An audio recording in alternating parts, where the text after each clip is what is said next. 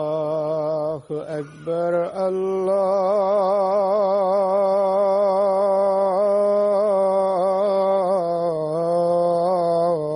الله أكبر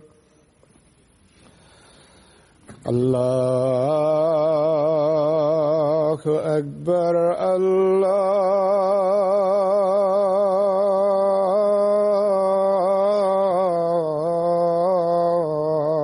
الله أكبر أشهد أن لا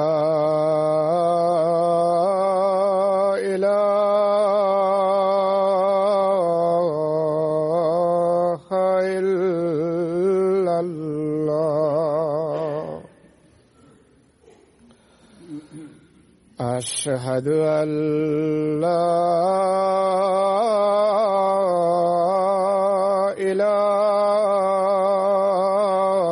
إله إلا الله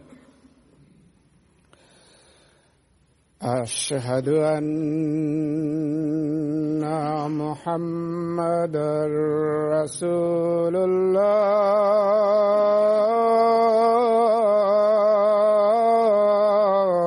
الله أشهد أن محمدًا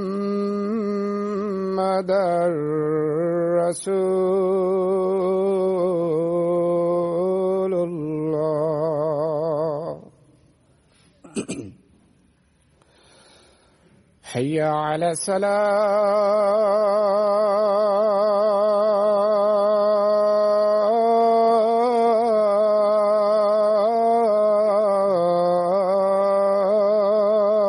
الصلاة حي على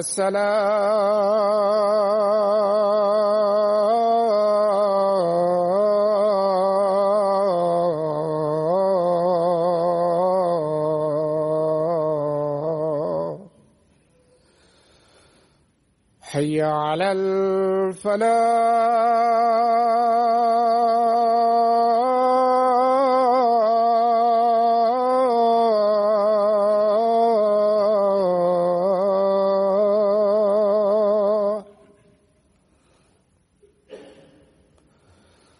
حي على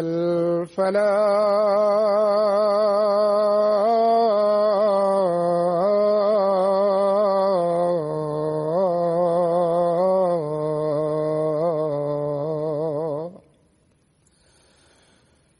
الله أكبر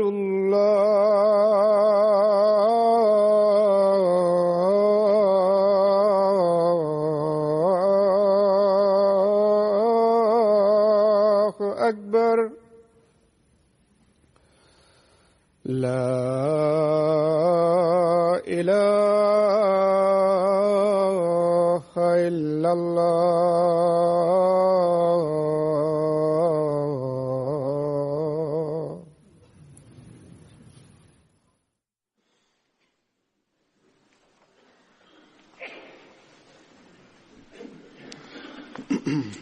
السلام عليكم ورحمة الله.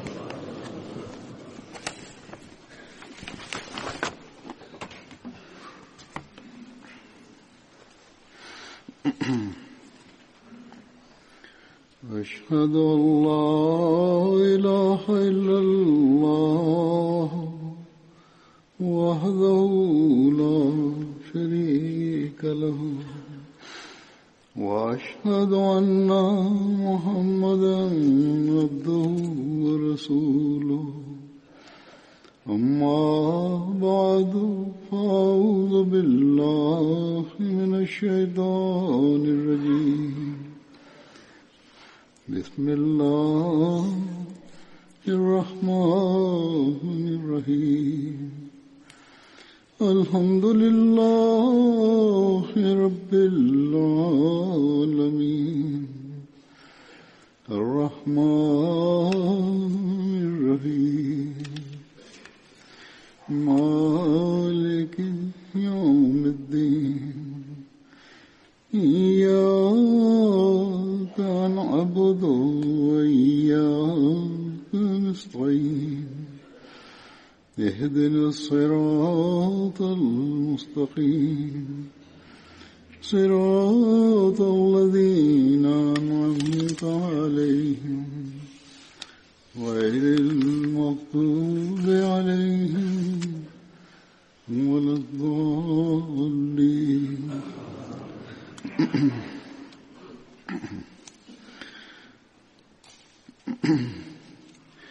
आज जिन सहाबा का जिक्र करूंगा, இன்று நான் எடுத்து கூற இருக்கின்ற சஹாபாக்களில் முதலாவது சஹாபி ஹஸ்ரத் சாபித் பின் ஹாலித் அன்சாரி ஆவார்கள்.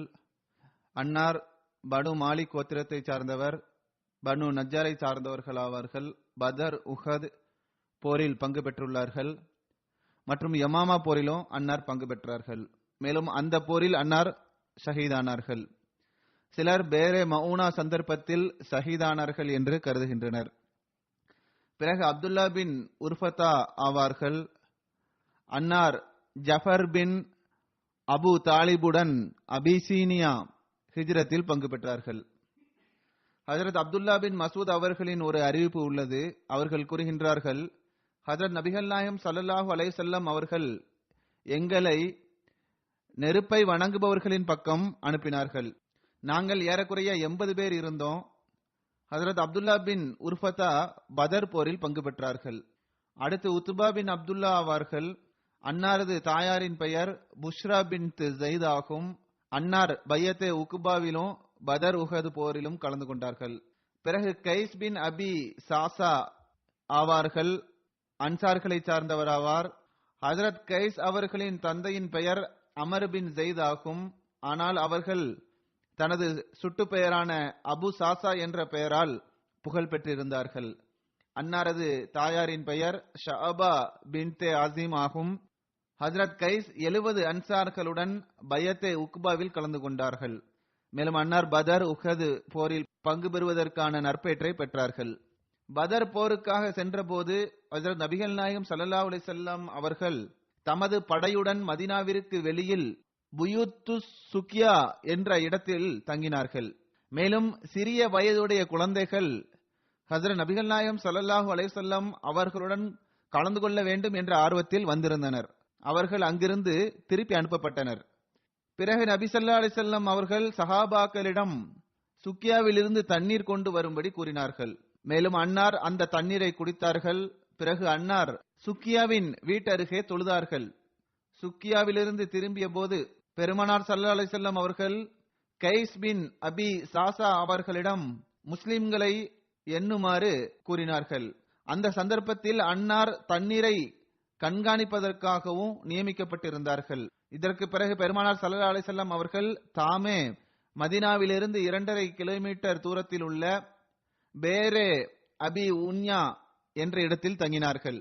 முஸ்லிம்களின் எண்ணிக்கையை கூறும்படி பெருமானார் ஸல்லல்லாஹு அலைஹி வஸல்லம் அவர்கள் கூறியிருந்ததனால் ஹஜரத் கைஸ் அவர்கள் முஸ்லிம்களின் எண்ணிக்கையை எண்ணிவிட்டு ஸல்லல்லாஹு அலைஹி வஸல்லம் அவர்களிடம் இவர்களது எண்ணிக்கை 313 ஆகும் என்று கூறினார்கள். பெருமானார் ஸல்லல்லாஹு அலைஹி வஸல்லம் அவர்கள் இதனால் மகிழ்ச்சி அடைந்தார்கள்.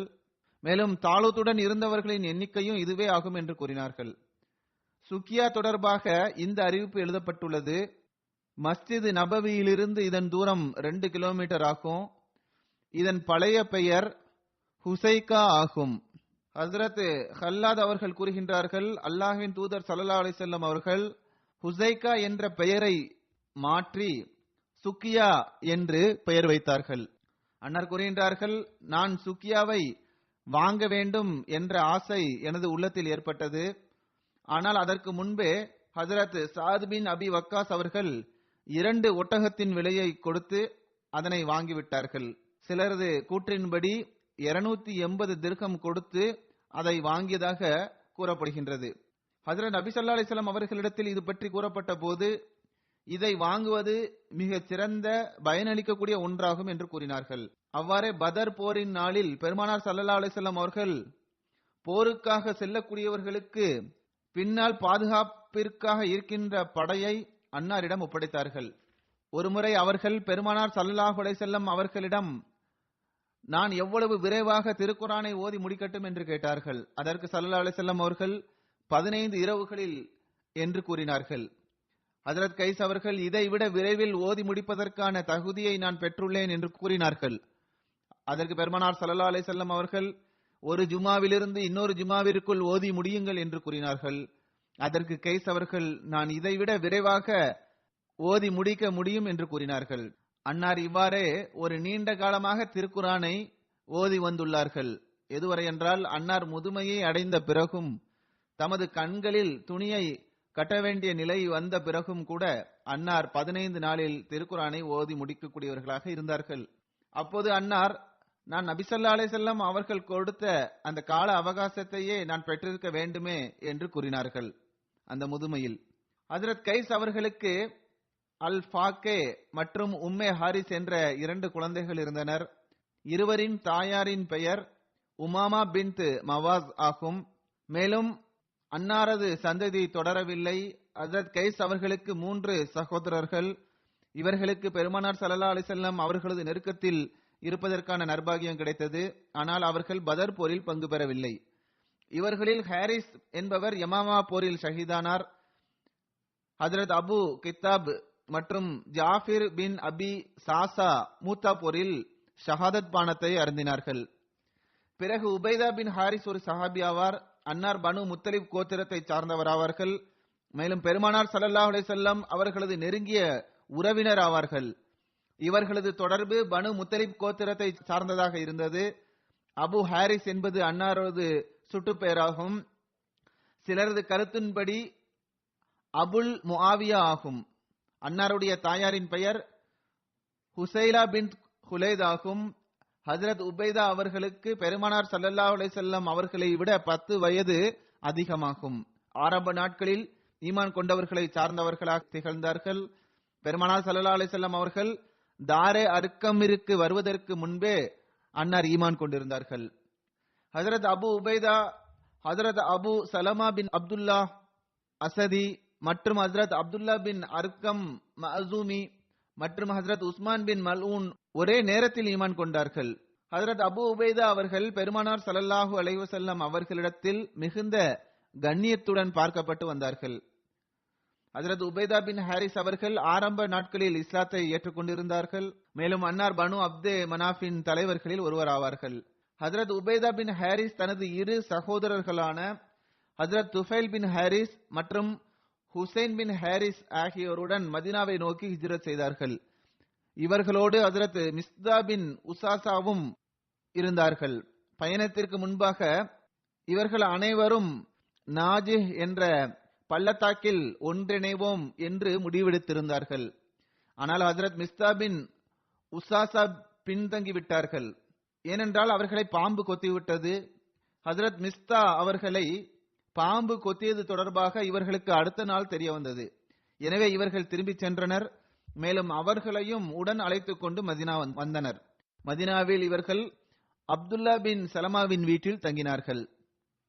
பெருமானார் ஸல்லல்லாஹு அலைஹி வஸல்லம் அவர்கள் ஹஜ்ரத் உபைதா பின் ஹாரிஸ் மற்றும் உமேர் பின் அல் ஹுவாம் ஆகியோருக்கிடையில் சகோதரத்துவ பந்தத்தை ஏற்படுத்தினார்கள்.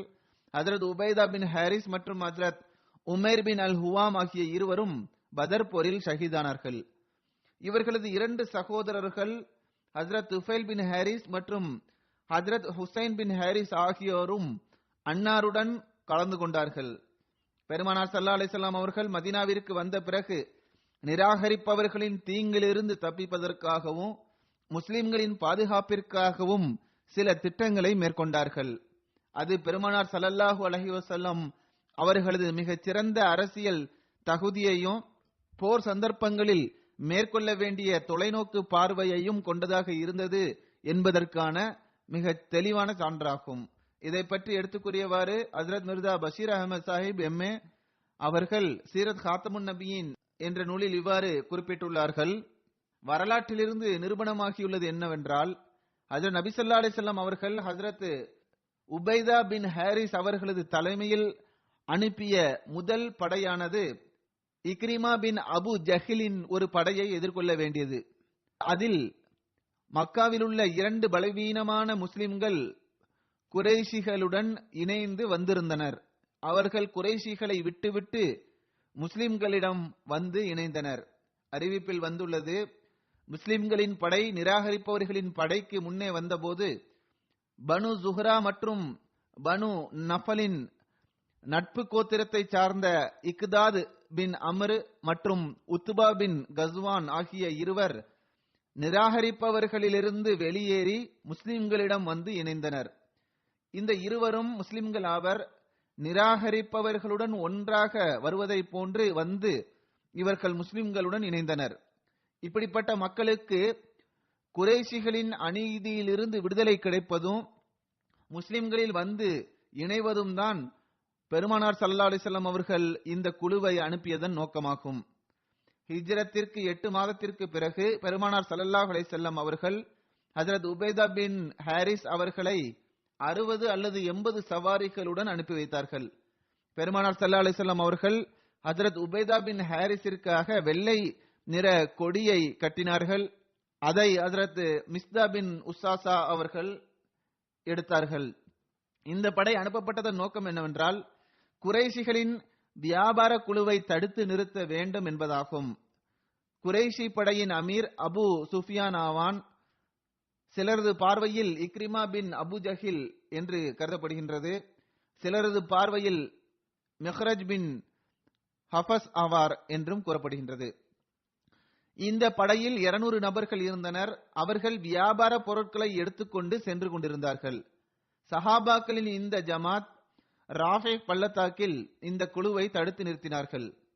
அந்த இடத்தை உத்ஆன் என்றும் கூறப்படுகின்றது. 2 படைக்கும் இடையே அம்புகளால் சண்டை மட்டுமே நடந்தது. வேறு எதனையும் கொண்டு சண்டை நடக்கவில்லை.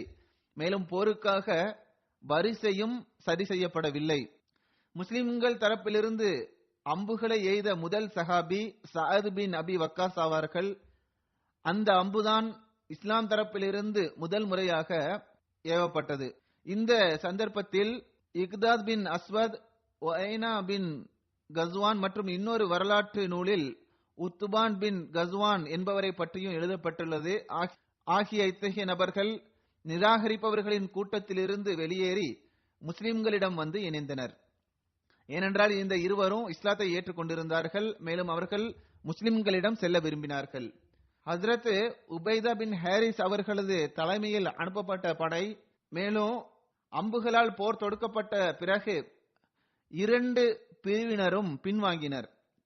ஏனென்றால் முஸ்லிம்கள் மீது நிராகரிப்பவர்களுக்கு எந்த அளவுக்கு அச்சம் ஏற்பட்டது என்றால், முஸ்லிம்களின் ஒரு மிக பெரும் படை இருக்கின்றது, அதன் மூலம் இவர்களுக்கு உதவி கிடைக்கின்றது என்ற எண்ணம் நிராகரிப்பாளர்களிடம் தோன்றியது. இதன் காரணமாக அவர்கள் அச்சத்திற்குள்ளாகி பின்வாங்கினர். முஸ்லிம்களும் இதன் காரணமாக அவர்களை பின்தொடரவில்லை. இரு தரப்பினருக்கும் இடையே சண்டைகள் நிகழத்தான் செய்தது.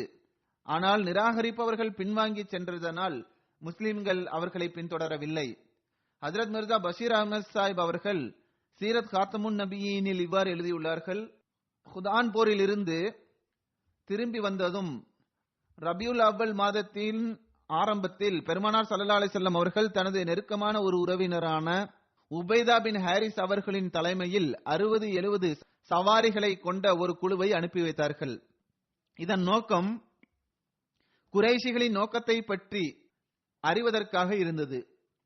அதாவது குறைஷிகளின் தாக்குதல் தொடர்பான விஷயத்தை அறிவதற்காகவே அனுப்பப்பட்டது. உபைதா பின் ஹாரிஸ் மற்றும் அவர்களுடன் இருப்பவர்கள் சில மைல் தூரத்தை கடந்து சனியத்துல் மர்ரா என்ற இடத்தை அடைந்த போது இக்ரிமாவின் தலைமையில் 200 இளைஞர்களை கொண்ட ஒரு படை கூடாரத்தை அமைத்திருப்பதை கண்டார்கள். ஒருவர் மற்றவருக்கு முன்னால் வந்தனர். இருவருக்கும் இடையில் அம்புகளால் சண்டையும் நடந்தது. இந்த முஸ்லிம்களுக்கு பின்னால் வேறு சிலரும் இருக்கலாம் என்ற அச்சத்தில் நிராகரிப்பவர்கள் முஸ்லிம்களுடன் போர் செய்யவில்லை. முஸ்லிம்களும் அவர்களை பின்தொடரவில்லை. ஆனால் மிக்தாத் பின் அம்ர், உத்துபான் பின் கஸ்வான் ஆகிய இருவரும் நிராகரிப்பவர்களின் படையான இக்ரிமாவின் படையிலிருந்து ஓடி வந்து முஸ்லிம்களுடன் இணைந்தனர். மேலும் இவ்வாறும் எழுதப்பட்டுள்ளது: முஸ்லிம்களுடன் இணைய வேண்டும் என்பதற்காகத்தான் இவர்கள் நிராகரிப்பவர்களுடன் ஒன்றிணைந்து வந்திருந்தனர். ஏனென்றால் அவர்கள் உள்ளத்தால் முஸ்லிம்களாக இருந்தனர். ஆனால் பலவீனத்தின் காரணமாக குறைஷிகளுக்கு அஞ்சியவாறு ஹிஜ்ரத் செய்யாமல் இருந்தனர். மேலும் இந்த சம்பவம் கூட குறைஷிகளின் உள்ளத்தை பலவீனப்படுத்தி இருக்கலாம். மேலும் இதன் காரணமாக அவர்கள் அஞ்சியவாறு பின்வாங்கி சென்றிருக்கலாம். குறைஷிகளின் படையானது நிச்சயமாக அது ஒரு வணிக குழு கிடையாது. வியாபார நோக்கில் அவர்கள் வரவில்லை. வணிக குழுவின் தோற்றத்தில் அந்த மக்கள் முறையாக ஒரு படையை அமைத்து அவர்கள் வெளியேறி வந்துள்ளனர். அவர்களிடம் போர் ஆயுதங்களும் இருந்தன. இவர்களை பற்றி இப்னு இஸ்ஹாக் அவர்கள் ஒரு மிக பெரிய படை என்ற சொற்களை பயன்படுத்தியுள்ளார்கள். எவ்வாறு இருப்பினும் அவர்கள் தாக்குதல் தொடுப்பதற்காக வந்திருந்தனர். எனவேதான் முஸ்லிம்களும் அம்பை எய்தனர். முதலில் அம்பை எய்தது நிராகரிப்பாளர்கள் தான் என்பது இதிலிருந்து தெளிவாக தெரிய வருகிறது. இது இறைவனது அருளாகும். அதாவது முஸ்லிம்களின் வீரத்தையும் தம்மை சார்ந்தவர்கள் சிலர் முஸ்லிம்களின் பக்கம் செல்வதையும் பார்த்த அவர்களுக்கு தைரியம் ஏற்படவில்லை. மேலும் அவர்கள் திரும்பி சென்று விட்டனர். முஸ்லிம்கள் செய்த இந்த சண்டையினால் அவர்களுக்கு ஏற்பட்ட பயன் என்னவென்றால், 2 முஸ்லிம் ஆன்மாக்கள் குறைஷிகளின் அநீதியிலிருந்து ரட்சிப்பை பெற்றது. அவர்கள் பதர் போர் சந்தர்ப்பத்தில் முஸ்லிம்கள் தரப்பிலிருந்து வலீத் பின் உத்பாவுடன் சண்டையிட்டார்கள். நபிமொழியில் வருகின்றது, திருக்குரானின் இந்த வசனமும் இந்த சம்பவத்தை குறித்து இறங்கியது. ஹஜ்ரத் அலி அவர்கள் அறிவிக்கின்றார்கள், ஹாதானி ஹஸ்மானி தஸமு ஃபி ரப்பிஹிம் என்ற வசனம் பதர் நாளில் போரிட்டவர்கள் தொடர்பாக இறங்கியது. அதாவது ஹஜ்ரத் ஹஸ்மா பின் அப்துல் முத்தலிப், ஹஜ்ரத் அலி பின் தாலிப், ஹஜ்ரத் உபைதா பின் ஹாரிஸ் மற்றும் உபைதா பின் ரபியா, ஷஅபா பின் ரபியா மற்றும் வலீத் பின் உத்பா போன்றவர்களை குறித்து இது இறங்கியது. இந்த வசனத்தின் பொருள், சண்டையிடக்கூடிய இந்த இருவரும் தமது இறைவனை குறித்து வாக்குவாதம் செய்தனர் என்று வருகின்றது. அதன் முழு வசனம் இவ்வாறாகும். அல்லாஹ் திருக்குரானில் கூறுகின்றான், ஹாசானி ஹஸ்மானி இஹ்தஸமு ஃபி ரப்பிஹிம் ஃபல்லதீன கஃபரு குத்தியத் லஹும் சியாபும் மின் நார் யுஸப்பு மின் ஃபௌகி ருஊசிஹிமுல் ஹமீம். அதாவது நம்பிக்கை கொண்டோர் மறுப்போர் ஆகிய இவ்விரு வகுப்பாரும் தமது இறைவனை குறித்து வாக்குவாதம் செய்தனர். எனவே இவர்களுள் நிராகரிப்போருக்கு நெருப்பாலான ஆடைகள் உருவாக்கப்பட்டிருக்கின்றன. அவர்கள் தலைகளில் கொதிநீர் ஊற்றப்படும். எவ்வாறு இருப்பினும் அபு தாவூதில் இது குறித்த முழுமையான விவரம் கிடைக்கின்றது. ஹஜ்ரத் அலி அவர்கள் அறிவிக்கின்றார்கள், உத்பா பின் ரபியா மற்றும் அவருக்கு பின்னால் அவரது மகன் மற்றும் சகோதரர்களும் வெளியேறினர். மேலும் உரத்த குரலில், எங்களுடன் சண்டையிடுவதற்காக யார் வருகின்றனர் என்று கூறினர். அப்போது அன்சாரை சார்ந்த பல இளைஞர்கள் அதற்கு பதிலளித்தார்கள். அதற்கு உத்பா, நீங்கள் யார் என்று வினவினார். அதற்கு அவர்கள், நாங்கள் அன்சார்களாவோம் என்று பதிலளித்தனர். அவர்களிடம், உங்களுடன் எனக்கு எந்த ஒரு தொடர்பும் கிடையாது. நாங்கள் எங்களது சச்சாவின் மகனோடு சண்டையிடுவதற்கான எண்ணம் கொண்டவர்களாக இருக்கின்றோம் என்று உத்பா கூறினார். அதற்கு பெருமானார் ஸல்லல்லாஹு அலைஹி வஸல்லம் அவர்கள், ஹம்சாவே எழுங்கள், அலியே எழுந்து நில்லுங்கள், உத்பா பின் ஹாரிஸே முன்னேறுங்கள் என்று கூறினார்கள். ஹஜ்ரத் அலி அவர்கள் கூறுகின்றார்கள், பெருமானார் ஸல்லல்லாஹு அலைஹி வஸல்லம் அவர்களது குரலை கேட்டதுமே ஹஜ்ரத் ஹம்சா அவர்கள் உத்பாவின் பக்கமும் நான் ஷஅபாவின் பக்கமும் மற்றும் உபைதா பின் ஹாரிஸிற்கும் வலீதிற்கும் இடையே சண்டை ஏற்பட்டது. மேலும் ஒருவர் மற்றவருக்கு காயத்தை ஏற்படுத்தினோம். பிறகு நாங்கள் வலீதின் பக்கம் கவனம் செலுத்தியவாறு அவரை கொன்றோம். மேலும் உத்பாவை போர்க்களத்திலிருந்து தூக்கி கொண்டு வந்தோம். மேலும் போர் சந்தர்ப்பத்தில் உபைதா பின் ஹாரிஸ் அவர்களுக்கு உத்பா காயத்தை ஏற்படுத்தியிருந்தான். எனவே அவர்களது முழங்கால் வெட்டப்பட்டிருந்தது. பிறகு அவரை பெருமானார் ஸல்லல்லாஹு அலைஹி வஸல்லம் அவர்கள் தூக்கினார்கள். பதர் போர் முடிவுற்ற பிறகு பதர் மைதானத்திற்கு அருகிலேயே இருக்கின்ற சஃப்ரா என்ற இடத்தில் அன்னார் மரணமடைந்து விட்டார்கள். மேலும் அங்கேயே அன்னார் நல்லடக்கம் செய்யப்பட்டார்கள். ஓர் அறிவிப்பில் வருகிறது, உபைதா அவர்களின் முழங்கால் வெட்டப்பட்ட இடத்திலிருந்து அதிகமான ரத்தம் வெளிவந்து கொண்டிருந்தது. அப்போது ஹஜ்ரத் உபைதா அவர்கள் ஹஜ்ரத் நபி ஸல்லல்லாஹு அலைஹி வஸல்லம் அவர்களிடத்தில் கொண்டு வரப்பட்டார்கள். அப்போது அன்னாரிடம், அல்லாஹ்வின் தூதர் ஸல்லல்லாஹு அலைஹி வஸல்லம் அவர்களே, நான் ஷஹீத் இல்லையா என்று கேட்டார்கள். அன்னார் காயமுற்று இருந்தார்கள். போர் சந்தர்ப்பத்தில் அன்னார் ஷஹீதாகவில்லை. அதற்கு பெருமானார் ஸல்லல்லாஹு அலைஹி வஸல்லம் அவர்கள் இவ்வாறு பதில் கூறினார்கள், ஏனில்லை, நீங்கள் ஷஹீதை சார்ந்தவராவீர்கள் என்று அன்னார் பதிலளித்தார்கள். இன்னொரு அறிவிப்பில் இவ்வாறு வருகிறது, ஹஜ்ரத் உபைதா பின் ஹாசிர் அவர்கள் பெருமானார் ஸல்லல்லாஹு அலைஹி வஸல்லம் அவர்களிடத்தில் கொண்டு வரப்பட்ட போது ஸல்லல்லாஹு அலைஹி வஸல்லம் அவர்கள் தமது மடியில் அன்னாரின் தலையை வைத்தார்கள். பிறகு உபைதா அவர்கள் கூறினார்கள், இன்று அபு தாலிப் உயிருடன் இருந்திருக்க வேண்டுமே, அவர் உயிருடன் இருந்திருந்தால் அவர் அறிந்திருப்பார், அதாவது அவர் இதற்கு அதிக தகுதியை படைத்தவராவார் என்று அவர் அடிக்கடி கூறி வந்தார். மேலும் அவர்கள் இவ்வாறும் கூறி வந்தார்கள், அதாவது நாங்கள் முஹம்மது ஸல்லல்லாஹு அலைஹி வஸல்லம் அவர்களை உங்களிடம் ஒப்படைத்து விடுவோம் என்பது கற்பனையான ஒன்றாகும், பொய்யான விஷயமாகும். அது எப்போது நடக்கும் என்றால் நாங்கள் பெருமானார் ஸல்லல்லாஹு அலைஹி வஸல்லம் அவர்களின் அருகிலிருந்து ஓடிவிடும் நிலையில்தான் அது சாத்தியமாகும் என்று கூறி வந்தார்கள். இதுதான் அந்த மக்களின் உணர்வாகும். ஷஹாதத்தின் போதும் கூட உபைதா பின் ஹாரிஸ் அவர்கள் இந்த விஷயத்தை வெளிப்படுத்தி இருக்கின்றார்கள். மரணத்தின் போது அன்னாரது வயது 63 ஆகும். இந்த சஹாபாக்களின் நற்குறிப்பை எடுத்து கூறிய பிறகு நான் இந்தோனேசியாவை சேர்ந்த வாழ்க்கையை அர்ப்பணித்த ஒரு முபல்லிகை பற்றி எடுத்து கூறுவேன். அவர்கள் கடந்த நாட்களில் வஃபாத் ஆகிவிட்டார்கள். அவர்களது பெயர் சுயூத்தி அசீஸ் அகமது ஆகும். நவம்பர் 19 அன்று அன்னாரது மரணம் நிகழ்ந்தது. இன்னா லில்லாஹி வ இன்னா இலைஹி ராஜிஊன். சுயூத்தி சாஹிப் அவர்களுக்கு இதய கோளாறு இருந்தது. சிகிச்சைக்காக அவர்கள் ரபுவா அனுப்பப்பட்டார்கள். ரபுவாவில் உள்ள தாகிர் ஹார்ட் இன்ஸ்டிடியூட்டில் அவர்களுக்கு அறுவை சிகிச்சை நடந்தது. ஆனால் அவர்கள் சில நாட்களுக்கு பிறகு உடல்நலக்குறைவின் காரணமாக 19 நவம்பர் அன்று மரணமடைந்து விட்டார்கள். அவர்களது குடும்பத்தில் அவர்களது மனைவி, 2 மகன்கள் மற்றும் 10 பேர குழந்தைகள் இருக்கின்றனர்.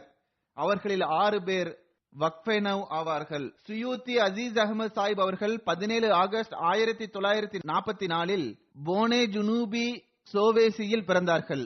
அவர்கள் செப்டம்பர் 1966 இருந்து அக்டோபர் 1971 வரை ரப்வாவில் உள்ள ஜாமியா அஹ்மதியாவில் கல்வி பயின்றார்கள். ஏப்ரல் 1972 மேலிட முபல்லிக்காக இந்தோனேசியாவில் பணியமர்த்தப்பட்டார்கள். 1985 அன்னாருக்கு ஷாஹித் பட்டம் கிடைத்தது. அன்னாரது சிறந்த பணியின் காரணமாக அன்னாருக்கு இது வழங்கப்பட்டது. 2000 ஆண்டு அன்னாருக்கு ஹஜ் செய்வதற்கான நற்பாகியம் கிடைத்தது. 1972 முதல் 1979 வரை தென் சமாட்ராவிலும் லாம்பூங், ஜாம்பி மற்றும் கேங்குலோவிலும் முபல்லிக்காக தொண்டாற்றியுள்ளார்கள். 1979 முதல் 81 வரை முஅல்லிமீன்களுக்கு ஆசிரியராக தொண்டாற்றக்கூடிய நற்பாக்கியம் கிடைத்தது. 81 பூர்போ கேத்துவில் முபல்லிக்காக பணியமர்த்தப்பட்டார்கள். 82 முஅல்லி மற்றும் முபல்லிகளின் வகுப்புகளின் நாய் டைரக்டராக பணியமர்த்தப்பட்டார்கள். 82 முதல் 92 வரை இந்தோனேசியாவில் உள்ள ஜாமியா அஹ்மதியாவில் பிரின்சிபலாக இருந்தார்கள். அப்போதுதான் 1985 அன்னாருக்கு ஷாஹித் பட்டம் வழங்கப்பட்டது. ஏறக்குறைய 20 வருடங்கள் தப்லீக் களத்தில் இருந்துள்ளார்கள். 2016 முதல் வஃபாத் வரை இந்தோனேசியாவில் உள்ள ஜாமியா அஹ்மதியாவின் பிரின்சிபலாக தொண்டாற்றக்கூடிய நற்பேற்றை பெற்றார்கள். 1973 அவர்களது திருமணம் மதிப்பிற்குரிய முபல்லிக் அப்துல் வாஜித் சாஹிப் அவர்களது மகளான அஃபீஃபா சாஹிபாவுடன் நடைபெற்றது. இவர்கள் இந்தோனேசியாவின் அமீரான மதிப்பிற்குரிய அப்துல் பாசித் சாஹிப் அவர்களது மூத்த சகோதரி அவர்கள். இவர்கள் மூலமாக சுயூத்தி அசீஸ் அஹமது சாஹிப் அவர்களுக்கு 4 குழந்தைகள் பிறந்தன. அவர்களது பெயர் வர்தியா காலித், ஹாரிஸ் அப்துல் பாரி, சாதத் அஹமது, அத்தியத்துல் அலீம் ஆகும். அஃபீஃபா சாஹிபா அவர்கள் 2009 ஆண்டு மரணமடைந்தார்கள். அதற்கு பிறகு சுயூத்தி சாஹிப் அவர்கள் அரீனா தாமா இன்தி சாஹிபாவுடன் திருமணம் செய்தார்கள். அவர்கள் மூலமாக இவர்களுக்கு எந்த குழந்தையும் கிடையாது. அன்னார் தனது குடும்பத்தில் அஹ்மதியத் எவ்வாறு வந்தது என்பது தொடர்பாக MTA-வில் ஒரு நேர்காணல் கொடுத்துள்ளார்கள். அதில் அன்னார் கூறுகின்றார்கள், எனக்கும் எனது குடும்பத்திற்கும் அஹ்மதியத்தை ஏற்றுக்கொள்வதற்கான மிக முக்கியமான காரணம் என்னவென்றால், எனது பாட்டனார் இறுதி காலத்தில் இமாம் மெஹதி வருவார் என்றும் அவர் வந்தால் நீங்கள் அனைவரும் அவரை ஏற்றுக்கொள்ள வேண்டும் என்றும் வசியத் செய்திருந்தார்கள். இந்த வசியத்தை முழுமை செய்வதற்காக எங்கள் குடும்பத்தை சார்ந்தவர்கள் 2 முறை ஹிஜ்ரத் செய்தனர். 1953 எங்களது குடும்பத்தை சார்ந்தவர்கள் லாம்பங்கை நோக்கி ஹிஜ்ரத் செய்தனர். 1963 மௌலானா ஜீனி தஹலான் சாஹிப் தப்லீக்கிற்காக லாங்பங் வந்திருந்தார்கள். நாங்கள் அவர்களை சந்தித்தோம். அவர்கள் இமாம் மெஹதி தோன்றிவிட்டார் என்று கூறினார்கள். அவர்கள் கூறுகின்றார்கள், இமாம் மெஹதி தோன்றிவிட்டார் என்பதற்கான ஆதாரம் என்ன என்று நாங்கள் அவரிடம் வினவினோம். அதற்கு அவர்கள் இறுதி காலத்தில் தோன்றக்கூடியவரின் உண்மைத்துவம் தொடர்பாக ஒரு புத்தகத்தை கொடுத்தார்கள். மேலும் இந்த புத்தகத்தை படிக்குமாறும் கூறினார்கள். நான் இந்த புத்தகத்தை படித்தேன். படித்த பிறகு வரக்கூடிய இமாம் மெஹதி தோன்றிவிட்டார், மேலும் அந்த இமாம் மெஹதி ஹஜ்ரத் மிர்சா குலாம் அஹமது காதியானி அலைஹிஸ்ஸலாத்து வஸ்ஸலாம் அவர்களே ஆவார்கள் என்ற நிச்சய உறுதி எனக்கு ஏற்பட்டு விட்டது.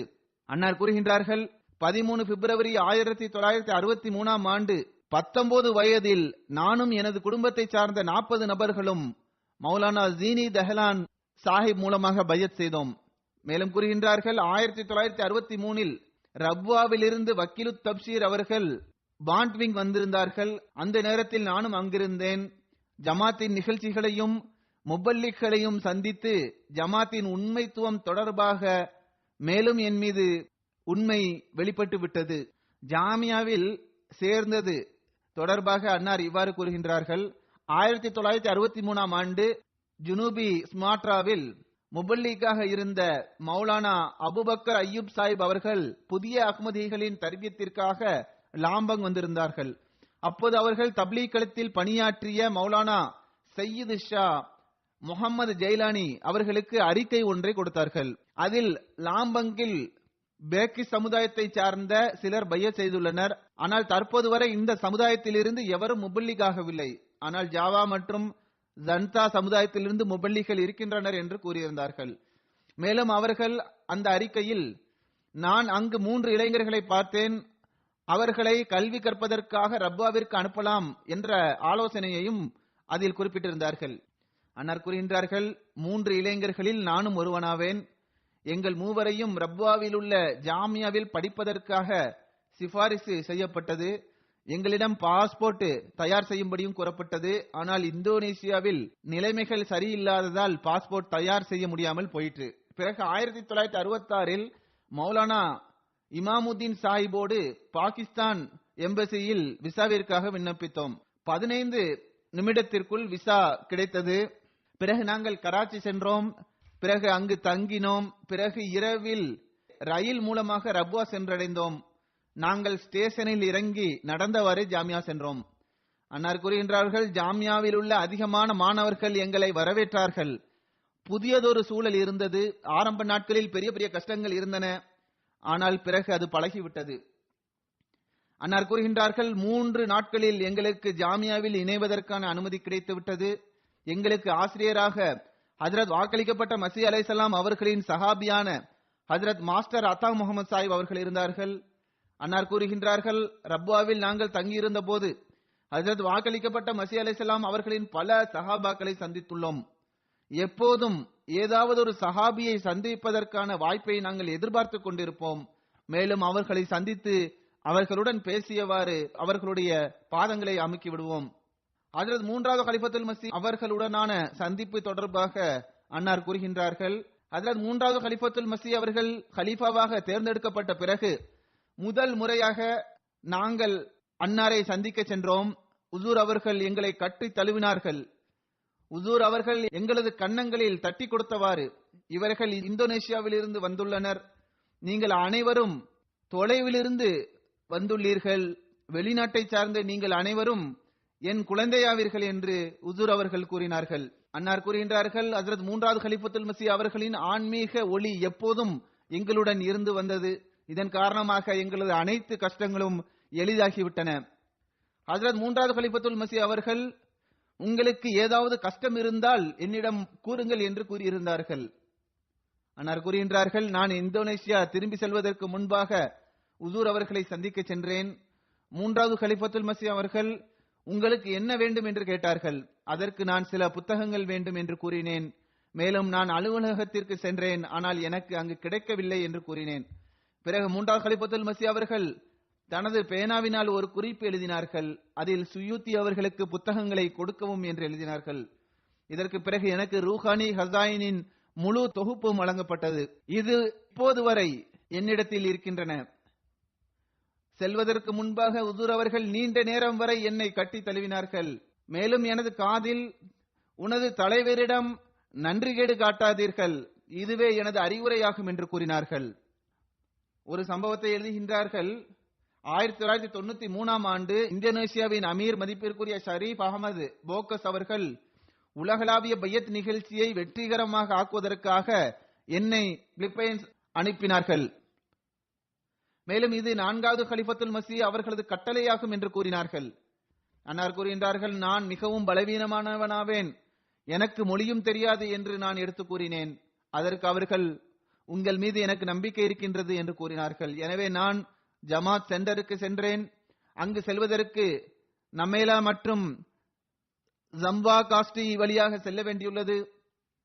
உணவு தொடர்பாக அன்னார் கூறும்போது, நான் சாப்பிட்ட போது அந்த உணவு எனக்கு வயிற்று கோளாறை ஏற்படுத்தியது, மிகவும் பலவீனம் ஏற்பட்டது. அப்படிப்பட்ட நேரத்தில் நான் துவா செய்தேன், அல்லாஹ்வே, நான் இங்கு மரணித்து விட்டால் எனது ஜனாசாவை தொலை வைக்கக்கூடிய எந்த ஒரு முஸ்லீமும் இங்கு கிடையாது என்று துவா செய்தேன். அன்னார் கூறுகின்றார்கள், இரவில் நான் கனவில் பார்த்தேன், ஒரு செவிலிய யூனிஃபார்ம் அணிந்திருந்தார்கள். என்னிடத்தில் வந்து எனது கை மற்றும் எனது தலையை தடவியவாறு ஊதினார்கள். அப்போது எனது உடல் குளிர்ந்து விட்டதை போன்று நான் உணர்ந்தேன். அந்த குளிர் கால்களில் உள்ள விரல்களின் வழியாக வெளியேறிவிட்டது. அன்னார் கூறுகின்றார்கள், காலையில் நான் எழுந்தபோது முற்றிலும் குணமாகிவிட்டேன். எனவே நான் தாவியை நோக்கி சென்றேன். அல்லாஹ்வின் அருளால் 3 மாதத்திற்குள் அங்கு 130 பேர் பையத் செய்து அஹ்மதியா ஜமாத்தில் இணைந்தனர். இந்தோனேசியாவின் அமீர் அப்துல் பாசித் சாஹிப் அவர்கள் கூறுகின்றார்கள், அன்னார் எழுதுகின்றார்கள், சியூத்தி அசீஸ் சாஹிப் அவர்களை மச்சான் என்ற முறையிலும் ஒரு முபல்லிக் என்ற முறையிலும் நான் பார்த்துள்ளேன். நன்றாக அவர்களை பார்ப்பதற்கான வாய்ப்பு எனக்கு கிடைத்தது. எளிமையான நபராவார், பணிவிலும் தன்னடக்கத்திலும் உயர்ந்த முன்மாதிரியான நபராவார். பொறுமையை மேற்கொள்ளக்கூடியவர், துவா செய்யக்கூடிய பழக்கத்தை உடையவர், தஹஜ்ஜுத் தொழக்கூடியவர், அல்லாஹ்வின் மீது முழுமையான நம்பிக்கை வைத்திருப்பவர் ஆவார்கள். மேலும் ஹிலாஃபத் அமைப்புடனும் ஹலீஃபாக்களுடனும் களப்பற்ற மற்றும் தூய்மையான அன்பை அன்னார் வைத்திருந்தார்கள். தனது சொந்த பணிகளை விட ஜமாத் பணிகளுக்கே அதிக முக்கியத்துவம் கொடுத்து வந்தார்கள். ஒரு வெற்றிகரமான முபல்லிக் ஆவார்கள். எந்த பொறுப்புகள் அன்னாரிடம் ஒப்படைக்கப்பட்டாலும் களப்பற்ற தன்மையோடும் தம்மை அர்ப்பணித்தவாறும் அந்த பொறுப்பை நிறைவேற்றக்கூடியவர்களாக அன்னார் இருந்தார்கள்.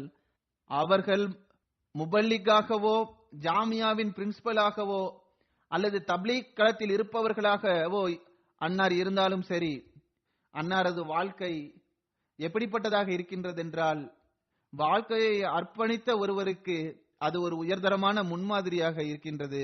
அன்னார் உயர்தரமான முன்மாதிரியாக விளங்கினார்கள்.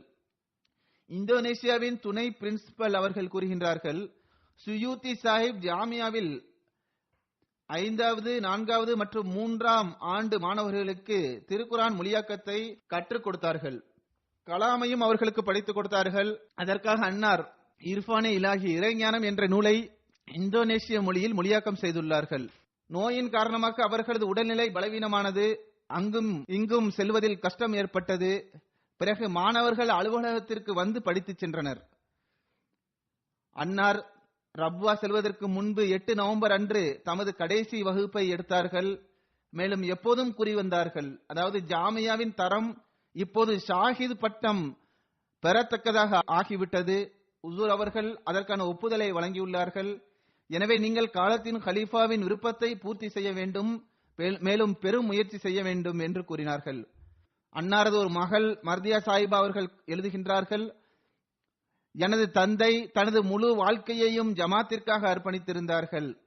தமது வாழ்க்கையை ஜமாத்திற்காக தியாகம் செய்திருந்தார்கள். நாங்கள் மிக குறைவாகவே சுற்றுலா சென்றிருப்போம்.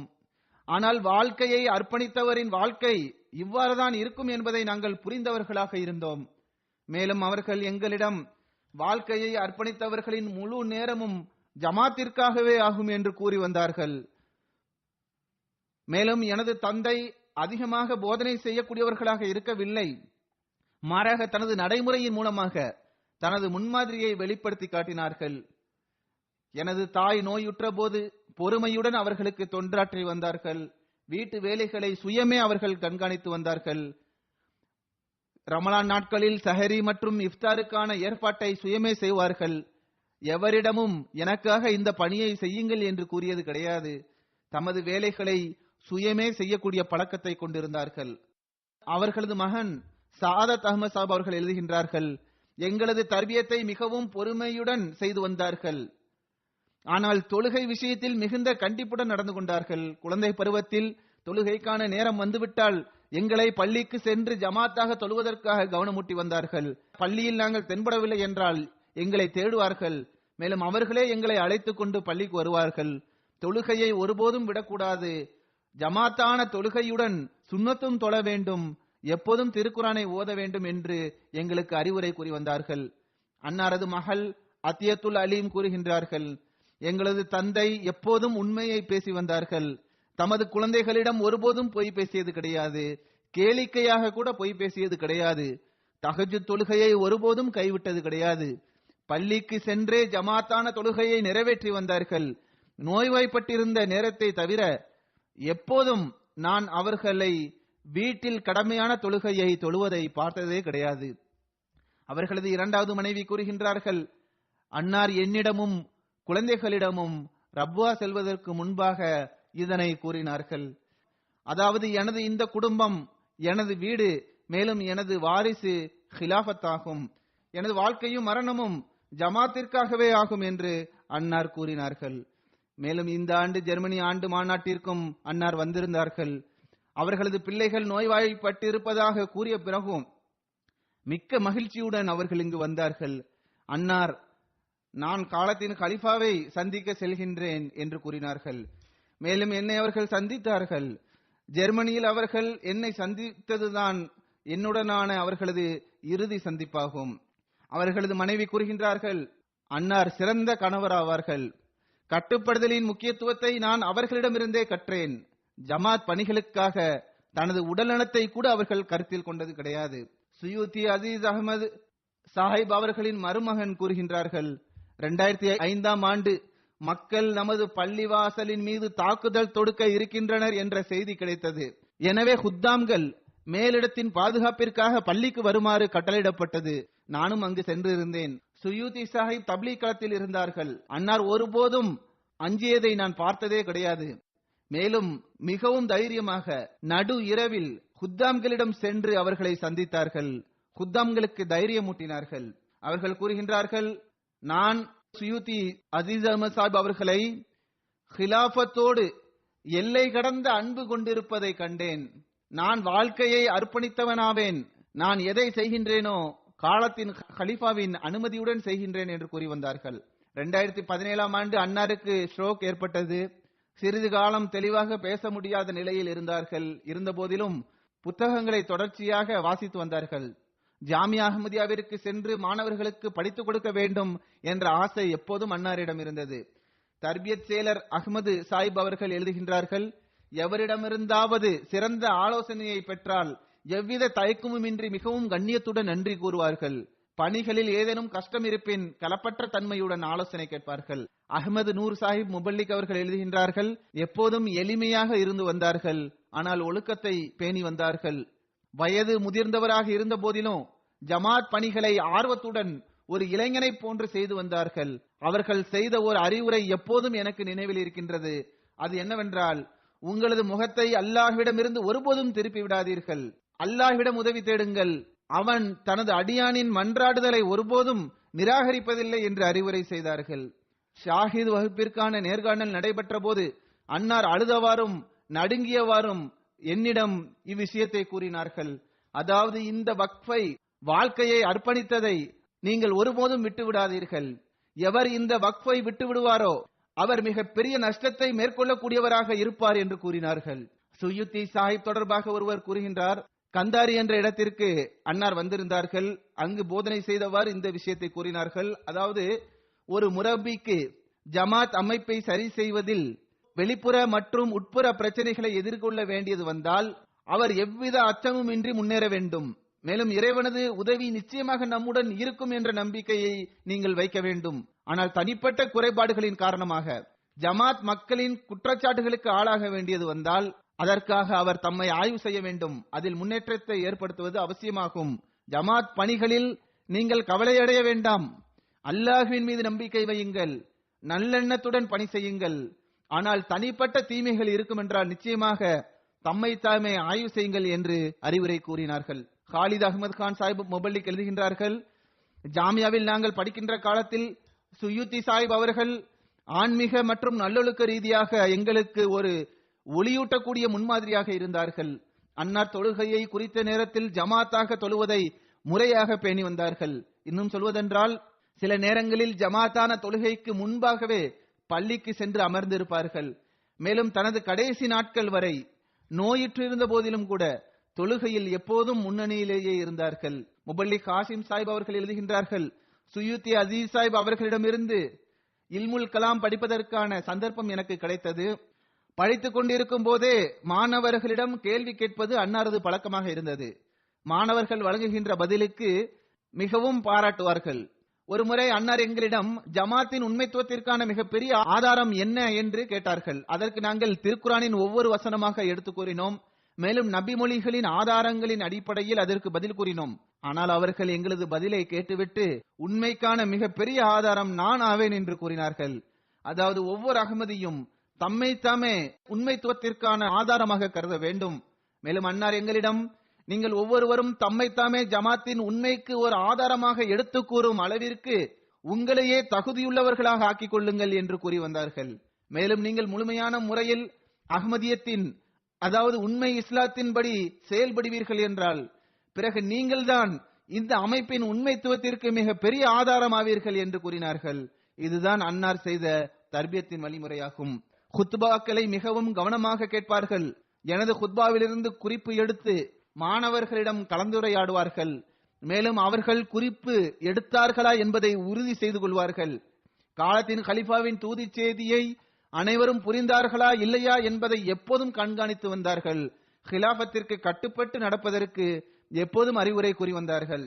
முபல்லிக் சம்சூரி மஹமூது சாஹிப் அவர்கள் எழுதுகின்றார்கள், சுயூத்தி சாஹிப் வெற்றிகரமான ஒரு முபல்லிக் ஆவார். வாழ்க்கையை அர்ப்பணித்த பிறகு ஒருபோதும் கவனமற்றவர்களாக இருந்துவிடக் கூடாது. வக்ஃபிலிருந்து வெளியேறுவது தம்மை தாமே ஜமாத்திலிருந்து வெளியேற்றுவதற்கு சமமாகும். இந்த விஷயத்தை எப்போதும் நினைவில் கொள்ளுங்கள் என்று அன்னார் என்னிடம் அறிவுரை செய்துள்ளார்கள். அன்னார் இந்த விஷயத்தை கூறிய போது அன்னாரது கண்கள் சிவந்து விட்டன. மேலும் அன்னாரது கண்களிலிருந்து கண்ணீர் வழிந்தோடியது. முபல்லிக் யூசுப் இஸ்மாயில் சாஹிப் அவர்கள் எழுதுகின்றார்கள், அன்னார் என்னை ரீஜினல் முபல்லிக்காக நியமித்த போது அன்னாரை நான் சந்திக்க சென்றேன். யூசுப் சாஹிப் அன்னாரிடம், என்னை ஏன் ரீஜினல் முபல்லிக்காக நியமித்துள்ளீர்கள்? என்னிடம் பல பலவீனங்கள் இருக்கின்றன, பல குறைகள் இருக்கின்றன. மேலும் எனக்கு அனுபவமும் குறைவாகத்தான் இருக்கின்றது என்று நான் கூறினேன். அதற்கு மேலும் நான் கூறினேன், நான் ரீஜினல் முபல்லிக்காக ஆவதற்கு தகுதியானவன் அல்ல. என்னை விட அதிக தகுதியுடைய பலர் இருக்கின்றனர், அவர்களை நியமிங்கள் என்று நான் கூறினேன். இந்த கேள்விக்கு அன்னார் பதில் கூறும்போது மிகுந்த பணிவுடனும் என்னிடம் நேரடியாகவும் இதை கூறினார்கள். நீங்கள் தகுதியானவர்கள் என்று யார் கூறினார்கள்? உங்களை ரீஜினல் முபல்லிக்காகவும் இந்த பொறுப்பு உங்களுக்கு கொடுத்ததன் காரணமும் என்னவென்றால், நீங்கள் இதை கற்றுக்கொள்ள வேண்டும் என்பதற்காகத்தான் இது உங்களுக்கு கொடுக்கப்பட்டுள்ளது. மேலும் இந்த பொறுப்பின் உணர்வு உங்களிடம் ஏற்பட வேண்டும் என்பதால் தான் இந்த பொறுப்பு உங்களுக்கு வழங்கப்பட்டுள்ளது என்று கூறினார்கள். மேலும் அன்னார் கூறினார்கள், நாம் பலவீனமான அடியார்களாவோம், நம்மால் எதுவும் செய்ய முடியாது. ஆனால் அல்லாஹுடன் உறுதியான தொடர்பு இருக்கும் என்றால் பிறகு எல்லா விவகாரங்களிலும் எளிதான நிலை உருவாகிவிடும். ஆக இந்த விஷயத்தை எப்போதும் உங்களது சிந்தனையில் நீங்கள் பதிய வைத்துக் கொள்ளுங்கள். நீங்கள் ரீஜினல் முபல்லிக்காக இருந்தாலும் சரி, சாதாரண முபல்லிக்காக பணியாற்றினாலும் சரி, அல்லாஹுடன் உறுதியான தொடர்பை ஏற்படுத்திக் கொள்ளுங்கள். அப்போதுதான் உங்களுக்கு வெற்றிகள் கிடைக்கும், எளிதான நிலை உருவாக்கும் என்று கூறினார்கள்.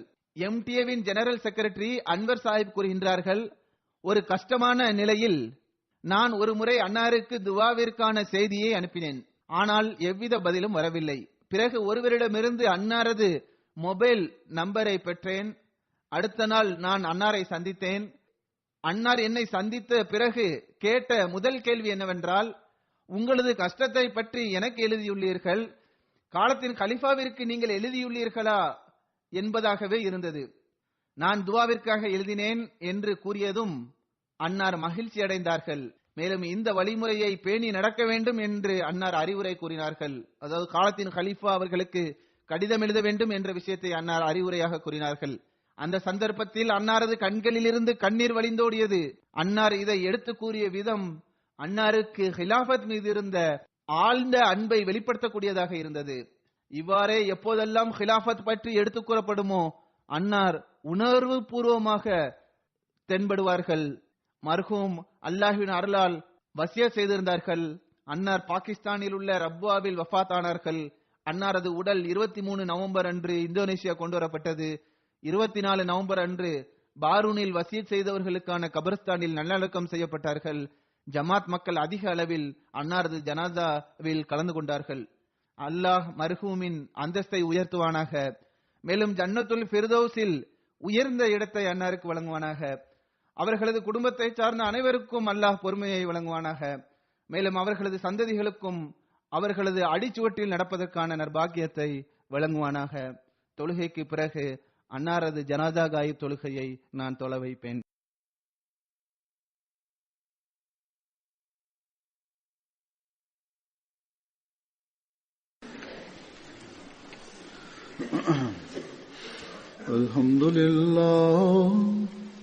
Alhamdulillah nahmaduhu wa nasta'inuhu wa nastaghfiruhu wa nu'minu bihi wa natawakkalu alayhi wa na'udhu billahi min shururi anfusina wa min sayyiati a'malina. Man yahdihillahu fala mudilla lahu ومن يضلل فلا هادي له ونشهد أن لا إله إلا الله ونشهد أن محمدا عبده ورسوله. عباد الله رحمكم الله إن الله يأمر بالعدل والإحسان وإيتاء ذي القربى وينهى عن الفحشاء والمنكر والبغي يعظكم لعلكم تذكرون.